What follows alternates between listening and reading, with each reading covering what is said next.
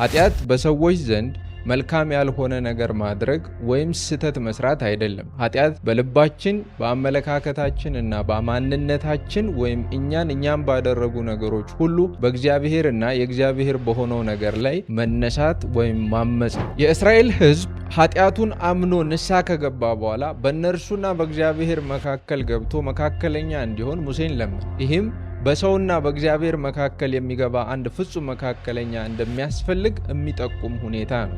እባቦቹ ወደ እስራኤላውያን መንደር የመጡት በአደን ስምሪት ፕሮግራማቸው መሰረት የእስራኤል ተራ ደርሰው ሳይሆን በእግዚአብሔር ተልከው ነው። እግዚአብሔር በኃጢአት ላይ የሚፈርደው እሱ ራሱ ቅዱስ ስለሆነ በጣም ቀላል ትእዛዝ ነው የተሰጠው።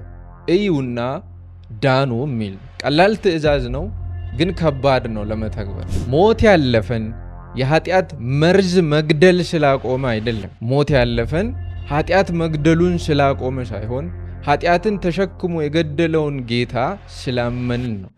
በኃጢአት ችግር ውስጥ ያለን የወደቀ ማንነት ውስጥ ያለን ሰዎች ሁሉ ብቸኛው የድነት መንገዳችን ኢየሱስ ክርስቶስ ነውና በእንደዚህ አይነት አስቸኳይ መጽሐፍ ቅዱሳዊ ጥቅሶች ላይ ተመስርተን ወደ ተሰቀለው የእግዚአብሔር ልጅ በመመልከት የዘላለም ሕይወት እንድናገኝ ጥሪ ያቀርባል።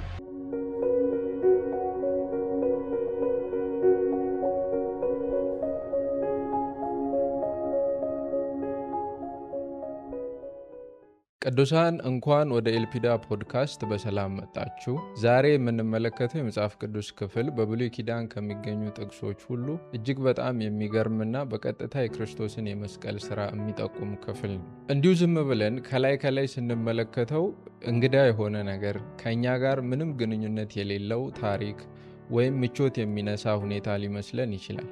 በዚህ ክፍል ደረቅ የሆነ ምድረ በዳ፣ በዚያ ምድረ በዳ ውስጥ በእርግጠኝነት የሚገድሉ የሚናደፉ እባቦች፣ በዚያው ምድረ በዳ በፍርድ ውስጥ የሚገኙ ሕዝቦችን ከፍ ብሎ ለሁሉም ሊታይ በሚችል ሁኔታ የተሰቀለ የናስ እባብ እንመለከታለን። በዚህ ታሪክ ውስጥ እነዚህን ሶስቱን በሚገባ መመልከት ደግሞ ክፍሉ ያዘለውን ዋና መልእክት እንድናገኝ በእጅጉ ይረዳናል። ምክንያቱም ጌታችን ኢየሱስ ክርስቶስ በምድር አገልግሎት ወቅት ከአንድ የአይሁድ መምህር ጋር በድነት ጉዳይ ውይይት ባደረገበት ጊዜ ወደ ኋላ ተመልሶ ይህንን ታሪክ ጠቅሶ ነበር። እርሱም በዮሐንስ ወንጌል ምዕራፍ 3 ከቁጥር 14 ላይ ሙሴ በምድረ በዳ እባብን እንደሰቀለ የሰው ልጅም እንዲሁ ሊሰቀል ይገባዋል፣ ይኸውም በእርሱ የሚያምን ሁሉ የዘላለም ሕይወት እንዲኖረው ነው የሚል። ስለዚህ ከጌታችን ንግግር እንደምንረዳው ወደ ኋላ ተመልሰን ይህንን የመጽሐፍ ቅዱስ ክፍል በጥንቃቄ መርምረን ካልተረዳን የጌታችን የኢየሱስ ክርስቶስ የመስቀል ስራና ትርጉም ግልጽ ላይሆንልን ይችላል። ስለዚህ ወደዚያ ምድረ በዳ ተመልሰን በተሰቀለው የናሱ እባብ በኩል በጥላ መልክ የተሰበከውን የእግዚአብሔርን ወንጌል እናጠናና የጥላውን አካል መልበስ ደግሞ በአዲስ ኪዳን መጽሐፍት ውስጥ እንመለከታለን። የምንባባችን ክፍል የሚገኘው በዘውልቁ ምዕራፍ 21 ከቁጥር 4 ጀምሮ ነው። ቃሉን ከዘውልቁ ምዕራፍ 21 ቁጥር 4 እና 5 እንጀምር። ቁጥር 4 በሕዝቡ መካከል የተፈጠረውን ሁኔታ በተመለከተ አንድ ግልጽ ነገር ይነግረናል፣ ወይም ደግሞ አንድን እውነታ ግልጽ ያደርግልናል። ይህም ሕዝቡ በመንገድ ሳለ ትዕግስቱ አለቀ የሚል። ይህ ገለጻ አካላዊ ድካምን የሚገልጽ ሳይሆን መንፈሳዊ አመፅን የሚጠቁም አገላለጽ ነው። ሕዝቡ በምድረ በዳ ጉዞ አካላዊ ድካም ውስጥ መሆኑ እውነት ቢሆንም የክፍሉ ጸሐፊ በዚህ ክፍል ሊያሳየን የፈለገው እውነት ግን አካላዊ ድካማቸውን ሳይሆን መንፈሳዊ አመፃቸውን። ምክንያቱም ቀጥሎ በሚመጣው ቁጥር 5 ውስጥ ሕዝቡ በሙሴና ሙሴን በሰጣቸው እግዚአብሔር ላይ ሲናገሩ ያሳየናል። እንግዲህ የኃጢአት ኢሰንስ ይህ ነው። ኃጢአት በሰዎች ዘንድ መልካም ያልሆነ ነገር ማድረግ ወይም ስህተት መስራት አይደለም። ኃጢአት በልባችን በአመለካከታችን እና በማንነታችን ወይም እኛም ባደረጉ ነገሮች ሁሉ በእግዚአብሔር እና የእግዚአብሔር በሆነው ነገር ላይ መነሳት ወይም ማመጽ ነው። የእግዚአብሔርን ሕጋዊ ድንበር መጣስ ነው። ይህንንም ከራስ በሆነ መነሳሳት ያለማንም ጣልቃ ገብነት ማድረግ ነው። ሕዝቡም ያደረገው ይህንን ነበር። በምድረ በዳ እንድንሞት ከግብፅ ያወጣችሁን ለምንድን ነው ሲሉ ነበር ቢጠየቁ? ክሳቸውን ልብ በሉ። እግዚአብሔር ከረጅም ዘመን ባርነት ነፃ ቢያወጣቸውም፣ ቀይ ባህርን ከፍሎ ቢያሻገራቸውም፣ ከሰማይ መና እያዘነበ ቢመግባቸውም፣ በእሳት አምድ እና በደመና በድንቅና በተአምራት ቢመራቸውም፣ ያደፈ ድንኳናቸውን በመገኘቱ ብርሃን አጥቦ በጠላቶቻቸው ፊት ሞገስን ቢሰጣቸውም፣ ሊረግሟቸው ከመጡ ጠላቶቻቸው አንደበት እርግማንን ቢያጠፋላቸውም፣ ለዚህ ሁሉ ተአምራዊ የእግዚአብሔር መግቦት የሕዝቡ ጥቅል ግብረ መልስ ግን ወደ ሞት አመጣችሁን የሚል ነው። የኃጢአት ዋና ስራም ይህ ነው፣ እውነታን እንደገና በራስ አመለካከት ጠፍጥፎ መስራት። ይህ ደግሞ የወደቀው ሰው አይነተኛ ባህሪ፣ እውነታን መካድ፣ በእውነት ላይ ማመፅ። ምክንያቱም ተፈጥሯዊው ሰው ፈጽሞ ሙት ነው ወይም ቶታሊ ዲፕሬቭድ ነው። የቀደመው አዳም የኃጢአት ብክለት ያልደረሰው ጨዋ ሰው በዚህ ምድር የለም። ከዚህም የተነሳ የወደቀው ሰው ምንም አይነት ሁኔታ ልቡ ገለልተኛ ወይም ኒውትራል ሊሆን አይችልም አይደለም። መጽሐፍ ቅዱስ በዚህ ጉዳይ ግልጽ ነው። ኤርምያስ ምዕራፍ 17 ከቁጥር 9 ላይ የሰው ልብ ከሁሉ ይልቅ ተንኮለኛ ነው፣ ፈውስም የለውም፣ ማንስ ሊረዳው ይችላል ይላል። ሮሜ ምዕራፍ 3 ከቁጥር 10 እስከ 12 ሄደን ስናነብ ጻድቅ ማንም የለም አንድ እንኳ፣ አስተዋይ የለም፣ እግዚአብሔርንም የሚሻ አንድም የለም፣ ሁሉም ተሳስተዋል፣ በአንድነት የማይጠቅሙ ሆነዋል፣ መልካም የሚያደርግ የለም አንድ እንኳ ይላል። ለምን? ምክንያቱም ሮሜ ምዕራፍ 3 ከቁጥር 23 ላይ እንደተጠቀሰው ሁሉም ኃጢአትን ሰርተዋል፣ የእግዚአብሔርም ክብር ጎድሏቸዋል። መጽሐፍ ቅዱስ በክርስቶስ ኢየሱስ የመስቀል ሥራ አምነን አዲስ ፍጥረት ከመሆናችን በፊት ስለነበረን ሁኔታ ወይም ስለ ተፈጥሯዊው የሰው ልጅ ሲናገር የሆነ የሰውነት ክፍላቸው በኃጢአት ተበክሏል ሳይሆን ሁለንተናችን በኃጢአት ብክለት ውስጥ ነው የሚለው። ሐሳባችን የተበላሸ ነበር፣ ምኞታችን ስጋዊ ነበር፣ ፈቃዳችን ሳይቀር ከእግዚአብሔር ተቃራኒ ነበር። ለዚህ ነው መጽሐፍ ቅዱስ በኤፌሶን ምዕራፍ 2 ከቁጥር 1 እስከ 4 ውስጥ ሄደን ስናነብ እናንተም በበደላችሁና በኃጢአታችሁ ምክንያት ሙታን ነበራችሁ የሚለው። ለዚህ ነው ከዓለም ሕዝብ ሁሉ ተለይቶ ስለሰራው ልዩ ሥራ ሳይሆን እግዚአብሔር በሉዓላዊነቱ መርጦ የኔ ያለው ከባርነት በድንቅ አጠራሩ ጠርቶ በጸናች ክንዱና በተአምር ነፃ ያወጣው እስራኤል ገና ብዙ መንገድ ሳይሄድ ግብፅን የተመኘ። ማንም በልቡ ኒውትራል አይደለም። እውነቱን እንነጋገር ከተባለ ደግሞ እኛም እንደዚሁ ነን። በእግዚአብሔር መግቦት ላይ ስንት ጊዜ አጉረምርመን እናውቃለን? መልካምነቱ ላይ ስንት ጊዜ ጥያቄ አንስተን ይሆን? በእርሱ ጊዜ ላይ ስንት ጊዜ አሉታዊ ትችት አቅርበን ይሆን? ከሁሉ በላይ ግን በእርሱ ሉዓላዊ ድነታዊ ሥራ ላይ ስንት ጊዜ ጥያቄ አንስተን ይሆን? እግዚአብሔር በልጁ የመስቀል ሥራ አጠናቆ እንካችሁ ያለውን ዘላለማዊ ድነት ወይም ደግሞ ዘላለማዊ የድነት ሥራ በጫንቃዬ ተሸክሜ ፍጹም አደርገዋለሁ እስከ ማለት በራሳችን የጽድቅ ሥራ ላይ እንደገፋለን። በራሳችን የጓዳ ጉዳይ ብቻ ሳይሆን በሥላሴ ምክር ዓለም ሳይፈጠር የተሠራ ፍጹም ሥራ ላይ እንከን ፍለጋ ረጅም ርቀት እንሄዳለን። ለዚህ ነው ፊልጵስዩስ ምዕራፍ 2 ከቁጥር 14 እስከ 15 ማንኛውም ነገር ሳታጉረመርሙና ሳትከራከሩ አድርጉ ብሎ ጳውሎስ በሐዋርያዊ ሥልጣኑ የሚያዘን። እኛ አሁንም እናጉረመርማለን። በዚህ ማጉረምረማችን ውስጥ ደግሞ አንድ እጅግ አደገኛ እውነት ነው ያለው፣ እርሱም እግዚአብሔርን አለማመን። በዘኍልቍ ምዕራፍ 21 ቁጥር 6 ስንገባ በዚህ ጊዜ እግዚአብሔር መርዘኛ እባቦች ሰደደባቸው፣ ሕዝቡን ነደፉ፣ ብዙ እስራኤላውያንም ሞቱ ይለናል። ይህንን ክፍል በደንብ ያጠና ነው አይመስለኝም። እግዚአብሔር መርዘኛ እባቦች ሰደደባቸው የሚለውን ሐረግ ልብ ብለን መመልከት አለብን። ምክንያቱም ይህ ሁኔታ ድንገት የተፈጠረ የተፈጥሮ አደጋ ወይም በእባቦች የአደን ጉባኤ የተወሰነ መጥፎ ውሳኔ አሊያም በሰውና በእባብ መካከል የተነሳ ግጭትን ተከትሎ የእባቦች ጨካኝ እርምጃ ሳይሆን የእግዚአብሔር ፍርድን። ልብ በሉ። እባቦቹ ወደ እስራኤላውያን መንደር የመጡት በአደን ስምሪት ፕሮግራማቸው መሠረት የእስራኤል ተራ ደርሰው ሳይሆን በእግዚአብሔር ተልከው ነው። በሰው ቱንቢ እንደዚህ ያለው ክፉ ነገር እግዚአብሔር ሊያደርግ ይችላል ብለን ልንጠይቅ እንችል ይሆናል። መልሱ ግን አዎ ሊያደርግ ይችላል ያደርጋልም የሚል ነው። ትንቢተ አሞጽ ምዕራፍ 3 ከቁጥር 6 ላይ ጥፋትስ በከተማ ላይ ቢደርስ ያደረገው እግዚአብሔር አይደለምን እንደሚል ይህንን ፍርድ ወደ እስራኤላውያን መንደር የላከው እግዚአብሔር ነው። ለምን? ምክንያቱም እግዚአብሔር ቅዱስ ነው። ኢሳይያስ ምዕራፍ 6 ከቁጥር 3 ላይ ቅዱስ ቅዱስ ቅዱስ የሰራዊት ጌታ እግዚአብሔር ምድር ሁሉ በክብሩ ተሞልታለች እንደሚል እግዚአብሔር በኃጢአት ላይ የሚፈርደው እሱ ራሱ ቅዱስ ስለሆነ። በዚህ አውድ ውስጥ የእግዚአብሔር ፍርድ ባህሪ ምን ይመስላል?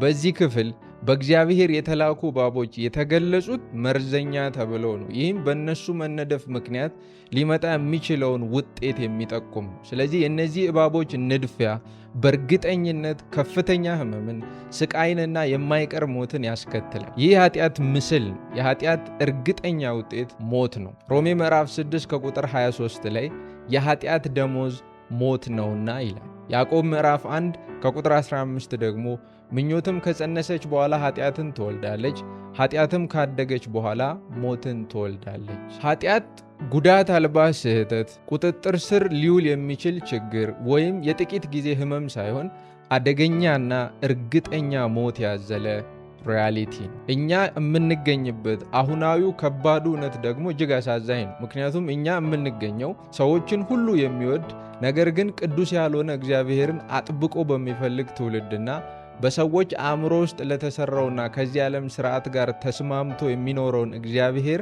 በሚሰብኩ የቃላቸው አገልጋዮች መካከል ነው። የመጽሐፉ እግዚአብሔር ግን ፍቅርም ቅዱስም የሆነ ሉዓላዊ አምላክ። ስለዚህ ኃጢአትን ባላየ ባልሰማ ማለፍ ማንነቱ አይፈቅድለትም። እግዚአብሔርን እንደሆነ በእርግጠኝነት ከምናውቃቸው ባህሪያት መካከል አንዱ ቅዱስ መሆኑና ከዚያም የተነሳ በኃጢአት ላይ ፈራጅ መሆኑን። ስለዚህ በዚያ ምድረ በዳ የነበረው እያንዳንዱ የእባብ መንደፍና የሚያስከትለው ሞት አንድ ትልቅ መለኮታዊ እውነት የተሰበከበት የሕይወት ፑልፒት ነው። የስብከቱም ርዕስ ኃጢአት አንዳንድ ጊዜ ሳይሆን ምናልባት ሳይሆን በእርግጠኝነት ይገድላል የሚል ነው። ቁጥር 7 ላይ ስትሄዱ ሕዝቡም ወደ ሙሴ መጥቶ በእግዚአብሔርና በአንተ ላይ በመናገራችን በድለናል፣ እባቦቹን ከእኛ እንዲያርቅልን ወደ እግዚአብሔር ጸልይልን አለ። ሙሴም ስለ ሕዝቡ ጸለየ ይላል። ይህንን ክፍል በደንብ ስንመረምር አንድ ትልቅ እውነት እንረዳለን። እንደውም በብሉይ ኪዳን ውስጥ ከምናገኛቸውና ሕዝብ በግልጽ ሲናዘዝ ከሚያሳዩ ክፍሎች መካከል አንዱ ይሄ ክፍል ነው። በዚህ ኑዛዜ ውስጥ በእኛ ሕይወት ጎልተው የሚታዩ ነገር ግን እነዚህ እስራኤላውያን ዘንድ የሌሉ 3 ነገሮችን መመልከት እንችላለን።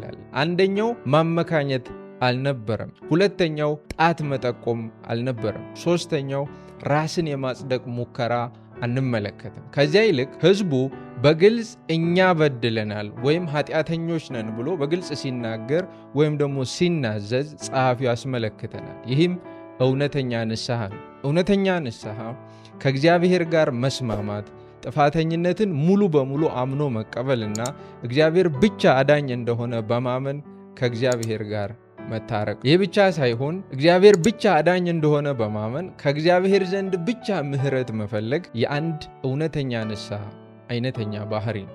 መዝሙር ምዕራፍ 51 ከቁጥር 4፣ አንደኛ ዮሐንስ ምዕራፍ 1 ከቁጥር 9 ይህንኑ ያረጋግጣሉ። መዝሙር ምዕራፍ 51 ከቁጥር 4 በቃልህ ትጸድቅ በፍርድህም ንጹሕ ትሆን ዘንድ በእርግጥ አንተም ብቻ በደሉ በፊትህም ክፉ ነገር አደረጉ ብሎ እንደዚህ ያለውን የንስሐ ይዘት ያሳየናል። አንደኛ ዮሐንስ ምዕራፍ 1 ከቁጥር 9 ደግሞ ኃጢአታችንን ብንናዘዝ ኃጢአታችን ይቅር ሊለን ከአመፃም ሁሉ ሊያነጻን እርሱ ታማኝና ጻድቅ ነው። የእስራኤል ሕዝብ ኃጢአቱን አምኖ ንስሐ ከገባ በኋላ በእነርሱና በእግዚአብሔር መካከል ገብቶ መካከለኛ እንዲሆን ሙሴን ለመነ። ይህም በሰውና በእግዚአብሔር መካከል የሚገባ አንድ ፍጹም መካከለኛ እንደሚያስፈልግ የሚጠቁም ሁኔታ ነው። ምክንያቱም ሙሴም ቢሆን ሌሎች ነቢያትና አባቶችም ቢሆኑ በፍጽምናና ለዘላለም መካከለኛ መሆን አይችሉም። ነገር ግን ለዚህም መፍትሄ አለ። አንደኛ ጢሞቴዎስ ምዕራፍ 2 ከቁጥር 5 አንድ እግዚአብሔር አለና ደግሞም በእግዚአብሔርና በሰዎች መካከል አንድ መካከለኛ አለ፣ እርሱም ሰው የሆነው ክርስቶስ ኢየሱስ ነው እንደሚል ፍጹም የሆነ ድካም የሌለበት ኢዮብ በእርሱና በእግዚአብሔር መካከል ገብቶ እንዲያድነው የተመኘው፣ አባቶች ተስፋ የጣሉበት፣ ነቢያት ከሩቅ አይቶ የተነበዩለት፣ እግዚአብሔርን እንደ እግዚአብሔር የሚያናግር ሰውን እንደ ሰው የሚረዳ እግዚአብሔርም ሰውም የሆነ አንድ አካል አለ፣ እርሱም ጌታችንና መድኃኒታችን ኢየሱስ ክርስቶስ ነው። ዘኍልቍ ምዕራፍ 21 ከቁጥር 8 እግዚአብሔር ሙሴን እባብ ሰርተ በእንጨት ላይ ስቀለው የተነደፈውም ሁሉ ወደ እርሱ በማየት ይድናል አለ። እንግዲህ ይህ በጣም የሚገርም ነገር ነው። ምክንያቱም እግዚአብሔር ሕዝቡ መዳን እንዲችል ሙሴ እንዲሰራና እንዲሰቅል ያዘዘው ምስል እየነደፈ የሚገድላቸውን የራሱን ምስል ነው። በጣም አስገራሚው ደግሞ የተነደፈውም ሁሉ ወደ እርሱ በማየት ይድናል የሚለው ሐረግ ነው። ምክንያቱም ይህ ማለት ሕዝቡ የሚድነው የሚገድለው ተሰቅሎ በማየት ነው ማለት። እዚህ ውስጥ 4 ነገሮችን እንመለከታለን። አንደኛው ግራ የሚያጋባ ምልክት ወይም ደግሞ የፓራዶክሲካል ሲምቦል ነው። የእርግማንና የሞት ምልክት የሆነው እባብ እንዲሰቀል ነው የታዘዘው። ለምን? ምክንያቱም ድነት የሚገኘው እርግማንም በመሸከም በመስቀልና በመቅጣት ብቻ ነው። በሌላ አገላለጽ ይህ ድነት የሚገኘው ሞት ድል ሲነሳና ገዳዩ በሟቹ ላይ የመግደል ኃይል ሲያጣ ብቻ ነው። ሁለተኛው በጣም ቀላል ትእዛዝ ነው የተሰጠው፣ እዩና ዳኑ የሚል ቀላል ትእዛዝ ነው፣ ግን ከባድ ነው ለመተግበር። አንዳች የምትከፍሉት ክፍያ አይኖርም። አንዳች የምትፈጽሙት ስርዓት የለም። አንድም የምታዋጡት እምነት የለም። አንድም የምታዋጡት ጉልበትና ጥረት አይኖርም። አንዳች የምታዋጡት ስራ አይኖርም። በቃ እዩና ዳኑ። ይሄ ነው ትእዛዙ። ከእነርሱ የሚጠበቀው ቀላሉ ነገር ማየት ብቻ ነው። ኢሳይያስ በምዕራፍ 45 ከቁጥር 22 ላይ ወደ እኔ ዘወር በሉ ትድኑም አላችሁ እንደሚል የእግዚአብሔር ድርሻ ደግሞ ማዳን ነው። ሦስተኛው የምናየው የልብ ትሕትናን የሚፈልግ የድነት መንገድ ነው።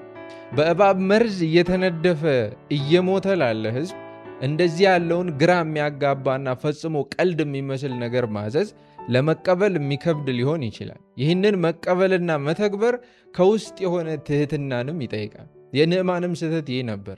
የነቢዩ ትእዛዝ ከለምጽ ለመዳን ወደ ዮርዳኖስ ውረድ የሚል ሲሆን የንዕማን መልስ ግን ከዮርዳኖስ የአገሬ ወንዞች ይበልጣሉ የሚል ነበር። ነቢዩ ትክክለኛውን ከለምጽ የመዳን መንገድ ሲናገር፣ በሽታው ያለበት ንዕማን ግን እልፍ ጊዜ ዋኝቶባቸው ከለምጹ ያላዳኑትን የሀገሩን ወንዞች መጥቀስ ነው። ድነትን አስመልክቶም እኛ ሰዎች በእኛ ልክ የተሰፋ መንገድ እንፈልጋለን። ነገር ግን እግዚአብሔር እዩና አምናችሁ ብቻ ዳኑ ነው የሚለን። በድነታችን ውስጥ የእኛን አበርክቶት የሚፈልግ ደካማ አይደለም እግዚአብሔር። እርሱ በፍጹም ምክሩ ብቻውን የሚሰራ ድንቅ አምላክ ነው። አራተኛው ነጥብ ከዚህ የምንመለከተው በቂ የሆነን የእግዚአብሔርን መግቦት ነው። የተመለከቱት ሁሉ ድነዋል።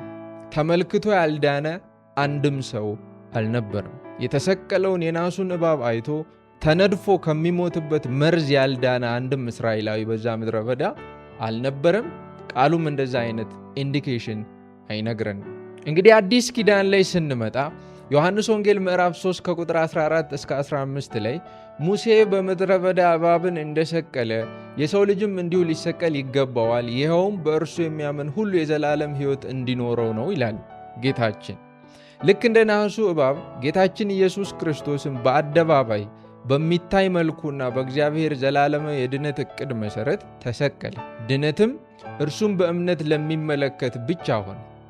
ይህ ብቸኛ መንገድ ደግሞ በዮሐንስ ወንጌል ምዕራፍ 12 ከቁጥር 32 ላይ እኔ ግን ከምድር ከፍ ከፍ ባሉ ጊዜ ሰውን ሁሉ ወደ ራሴ እስባለሁ ብሎ የጸና ቃል ኪዳን በገባው በኢየሱስ ክርስቶስ በኩል ብቻ ሆነ። ስለዚህ የሰው ልጆች ኃጢአትና ያንን ተከትሎ የመጣው ሞት እርግጠኛ እንደሆነ ሁሉ የተሰቀለውን ኢየሱስ ክርስቶስ በመመልከት ብቻ ለዘላለም እንደሚዳን የተገባው ቃል ኪዳንም እርግጠኛ ነው፣ የጸና። ከዚህ ምን እንማራለን? ልክ በምድረ በዳ በሚገድላቸው ኃጢአት የተመሰለው መርዘኛው እባብ እንደተሰቀለ ሁሉ አሁን ክርስቶስ ራሱ እርግማን ሆኖ ለሰው ልጆች ኃጢአት ተሰቅሏል።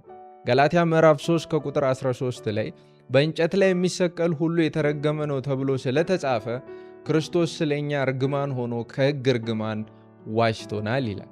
ሁለተኛ ቆሮንቶስ ምዕራፍ 5 ከቁጥር 21 ደግሞ እኛ በእርሱ ሆነን የእግዚአብሔር ጽድቅ እንድንሆን ኃጢአት የሌለበትን እርሱን እግዚአብሔር ስለኛ ኃጢአት አደረገው ይላል። ነድፎ ሲገድለን የነበረው ኃጢአት ነበር። ስለዚህ እርሱ ስለኛ ኃጢአት ሆኖ ኃጢአትን በመስቀል ገደለው። አሁን ብቸኛው የተረጋገጠ የድነት መንገድ ይህንን የተሰቀለውን ኢየሱስ በእምነት መመልከት ብቻ ነው። የእምነታችን ኦብጀክት የተሰቀለው ኢየሱስ ክርስቶስ ነው። ልክ እስራኤላውያን የናሱን እባብ በማየት ብቻ ከሞት እንደዳኑት እኛም በኢየሱስ ክርስቶስ ላይ ሆኖ የተሰቀለውን ኃጢአታችንን በመመልከትና ኃጢአታችንን ተሸክሞ መስቀል ላይ የወጣው ጌታ ኃጢአታችንን ሊያስወግድ እንደሚችል በማመን ብቻ እንድናለን። ምክንያቱም ዮሐንስ ወንጌል ምዕራፍ 3 ከቁጥር 16 እንደሚናገረው በእርሱ የሚያምን ሁሉ የዘላለም ሕይወት እንዲኖረው እንጂ እንዳይጠፋ እግዚአብሔር አንድያ ልጁን እስከ መስጠት ድረስ ዓለምን እንዲሁ ወዷልና። የሐዋርያት ሥራ ምዕራፍ 16 ከቁጥር 30 እና 31 ይዟቸው ከወጣ በኋላ ጌቶች ሆይ እድን ዘንድ ምን ላድርግ አላቸው። እነርሱም በጌታ በኢየሱስ እመን አንተም ቤተሰቦችህም ትድናላችሁ አሉት። ሞት ያለፈን የኃጢአት መርዝ መግደል ስላቆመ አይደለም። ሞት ያለፈን ኃጢአት መግደሉን ስላቆመ ሳይሆን ኃጢአትን ተሸክሞ የገደለውን ጌታ ስላመንን ነው። ይህ ደግሞ ከእኛ በሆነ አንዳች ነገር ሳይሆን ከእርሱ ብቻ በሆነ ጸጋ ነው። መጽሐፍ ቅዱስ በኤፌሶን ምዕራፍ 2 ከቁጥር 8 እና 9 እንደሚለው በእምነት በጸጋ ድናችኋልና ይህም የእግዚአብሔር ስጦታ ነው እንጂ ከእናንተ አይደለም፣ ማንም እንዳይመካ በሥራ አይደለም እንደሚል። ድነት በእምነት ብቻ በጸጋ ብቻ ነው። ይህ የወንጌል መልእክት ዋና እምብርት ነው። በጸጋ ብቻ፣ በእምነት በኩል ብቻ፣ በክርስቶስ ኢየሱስ ብቻ። by grace alone, through faith alone, in Christ alone። ይሄ ነው የድነታችን መልህቅ።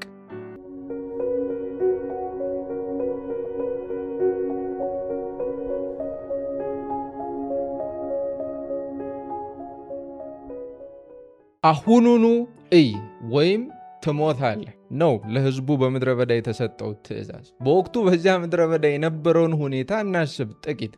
አንድ ሰው በመርዛማው እባብ ተነድፎ ባለበት ሁኔታ ለመዳን ማድረግ ያለበት ውሳኔ እጅግ የፈጠነ ሊሆን ይገባል። አንድ ሰው በዚያ ሁኔታ ውስጥ ለሚገኝ ሌላ ሰው ወደዚያ ወደ ተሰቀለው የናሱ እባብ እና ትድናለህ ቢለው ይህ ሰው ከሞት ለመዳን 4 ነገሮችን ማድረግ የለበትም። አንደኛ፣ ለምላሽ መዘግየት የለበትም። ምክንያቱም መርዙ መቼ እንደሚገድለው አያውቅም። ስቃዩም እንዴት ሊሽርለት እንደሚችል አያውቅም። ሁለተኛ፣ መልእክቱን ከነገረው ሰው ጋር መከራከር የለበትም። እሱም እየነደፈው ለሚገድለው እባብ መልስ ሊሆን አይችልም። ሶስተኛ፣ መልእክቱን ሰጥቶ ምላሽ ለመስጠት ማቅማማት የለበትም። አራተኛ፣ የድነት መንገዱን ፍጽምና ላይ መጠራጠር የለበትም። እነዚህን ካላደረገ፣ እነዚህን ሳያደርግ በእምነት የተሰቀለውን የናሱን እባብ ካየ ይድናል።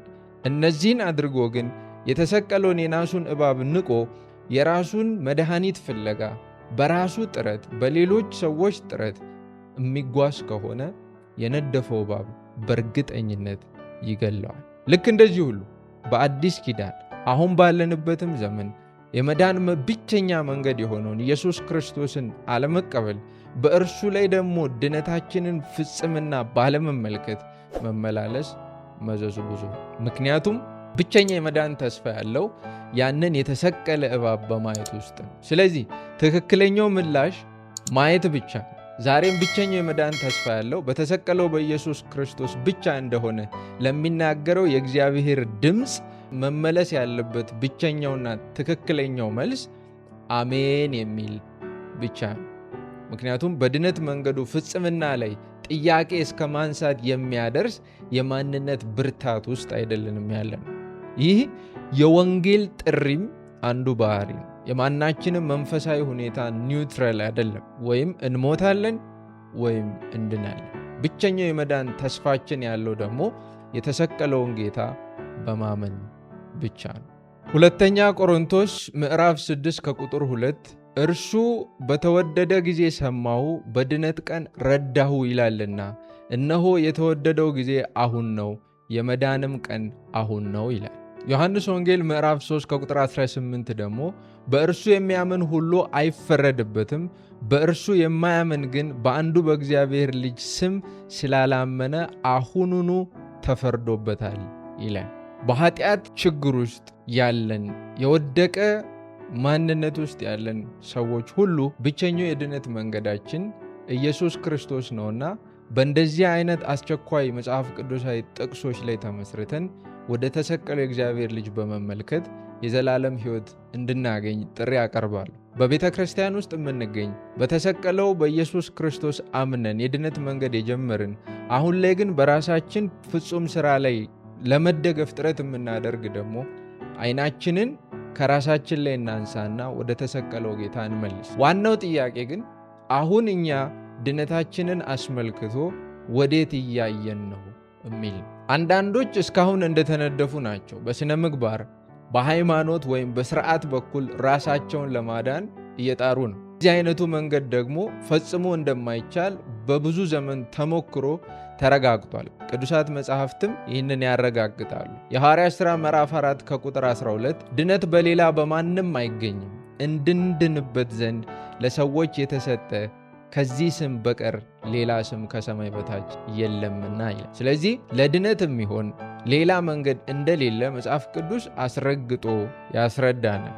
አንዳንዶች ደግሞ በድነት መንገዱ በቂነት ላይ ጥርጣሬ ውስጥ ናቸው። እምነት ብቻ በቂ ሊሆን ይችላል፣ በማመን ብቻ ይዳናል የሚል ስጋዊ ጥርጣሬ ውስጥ ናቸው። መልሱ ግን አዎ፣ በማመን ብቻ ነው የድነት መንገድ የሚል። ነገር ግን ልብ ማለት ያለብን በእምነት በኩል ነው የዳነው ማለት የእምነታችን ጥንካሬ ነው ያዳነን ማለት ሳይሆን የእምነታችን ኦብጀክት ኢየሱስ ስለሆነ ነው የዳነው ማለት ነው። በምድረ በዳ የነበሩ እስራኤላውያንም የመመልከታቸው ብርታት፣ የአተያየታቸው ጥንካሬ ሳይሆን ያዳናቸው የተሰቀለውን ናስ እባብ በመመልከት እንደሚድኑ የተሰጠው የእግዚአብሔር ቃል። ምክንያቱም በዛ ማህበር ውስጥ አሮጊቶች ይኖራሉ፣ የደከመ ዓይን ያላቸው ሽማግሌዎች ይኖራሉ፣ ትንንሽ ሕፃናት ይኖራሉ፣ ማየት የማይችሉ እንኳን ይኖራሉ። ወደዛ የናሱ እባብ መመልከት ብቻ ነው እንጂ በአተያይ ጥንካሬ የዳነ እስራኤላዊ አልነበረም። ምክንያቱም ድነቱ ያለው እግዚአብሔር ጋር እንጂ አተያየታቸው ጋር ወይም አመለካከታቸው ጋር አልነበረም። አንዳንዶች ደግሞ ወንጌሉን ረስተዋል። በትክክለኛው መንገድ ወደ መስቀሉ በማየት ይጀምሩና የሆነ ቦታ ሲደርሱ ከመስቀሉ ዓይናቸውን ነቅለው ራሳቸው ላይ፣ ሃይማኖት ላይ፣ ስርዓት ላይ ያደርጋሉ። ነገር ግን የክርስቲያን ሕይወት የተሰቀለውን ጌታ በማየት መጀመርና በማየት መቀጠል የሚል መርህ መከተል አለበት። ምክንያቱም ሞት ያለፈንና የድነት ዋስትና ያገኘነው በተሰቀለው አዳኝ ምክንያት ብቻ ነው። በምድረ በዳው የናሱ እባብ ከፍ ተደርጎ ተሰቀለ። ያንን ያየ ሁሉ ከሞት ዳን። በጎልጎታ ቀራንዮ የእግዚአብሔር ልጅ ኃጢአት ተደርጎ ተሰቀለ። ያንን አይተው ያመኑ ሁሉ ኃጢአታቸው ተወግዶ ለዘላለም በሕይወት ይኖራሉ። ዮሐንስ ወንጌል ምዕራፍ 1 ከቁጥር 29 ዮሐንስ በማግስቱም ኢየሱስ ወደ እርሱ ሲመጣ አይቶ እንዲህ አለ፣ እነሆ የዓለምን ኃጢአት የሚያስወግድ የእግዚአብሔር በግ። የተሰቀለው የእግዚአብሔር ልጅ የዓለምን ኃጢአት የሚያስወግድ የእግዚአብሔር በግ ነው። ፍጹም የሆነ መሥዋዕት ነው። አባቱን ያረካ መሥዋዕት ነው። ኃጢአትን ሊያሰሪ የሚችል ማስተሰሪያ ሆኖ የቀረበ ጌታ ነው። እሱን እንመን፣ በእርሱ እንጽና፣ እርሱን በመመልከት ብቻ እንቀጥል። የተሰቀለው ጌታ የድነታችን ዋስትና ነው። ስለዚህ በዚህ ወቅት ዓይናችንን ከተለመደው ሰው ሰራሽ ስርዓቶች ላይ እናንሳ። መጀመሪያ አይተን አምነን የጀመርነውን መንገድ ከመመልከት ዓይናችንን ከሚጋርድ የትኛውም ምድራዊ አዚም ወደ መስቀሉ እንመለስ። እንደዚህ ያለውን የሞትና የሕይወት ጉዳይ አስመልክቶ ለውሳኔ አንዘግ። በድነታችን ጉዳይ ከተሰቀለው ጌታ በላይ ራሳችንን ማመን እናቁም። ምክንያቱም ሞታችንን ያሳለፈውን የተሰቀለውን ብቻ አለመመልከት ለዘላለም በሕይወት ከመኖር ጋር የተያያዘ ነው። ስለዚህ ሁላችንም ጌታ ኢየሱስ ክርስቶስን አምነን ወደዚህ የዘላለም ሕይወትና ወደ ቃል ኪዳን ሕዝብ ያልተቀላቀልን ዛሬ ወደ ኢየሱስ ክርስቶስ እንምጣ። በዚህ የቃል ኪዳን ሕዝብ ውስጥ ሆነን ግን አይተን የጀመርነውን የእግዚአብሔርን ልጅ ትተን በራሳችን ሥራ ላይ፣ በሌሎች ሥራ ላይ፣ በቤተ ክርስቲያን ሥራ ላይ ዓይናችንን የጣልን ዓይናችንን ወደ መስቀሉ እንመልስ። ቃሉን የረሳን የመቀደስን መንገድ የተውን እንደዚህ ያለውን የከበረ የድነት ዋስትና ችላ ያለን ደግሞ ከዚህ መንገዳችን በንስሐ እንመለስ። እንደተለመደው መጽሐፍ ቅዱስ እንክፈት፣ እንቀመጥ፣ እንጸልይ፣ እንወያይ። ሐሳብ አስተያየት ካላችሁ እንወቀው። ለበረከቱ